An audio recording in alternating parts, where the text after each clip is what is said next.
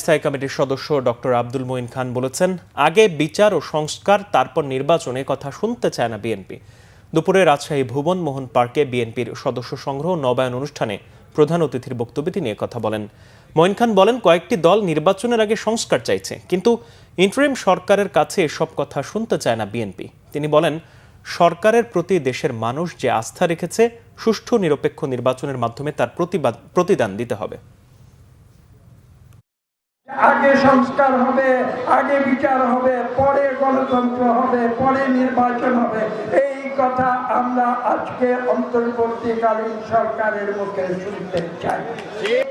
সংস্কার এবং বিচার দুটোই কিন্তু একটি চলমান প্রক্রিয়া। এটা এরকম নয় যে আমরা সংস্কার আজকে করে দিলাম, সব সংস্কার শেষ হয়ে গেল।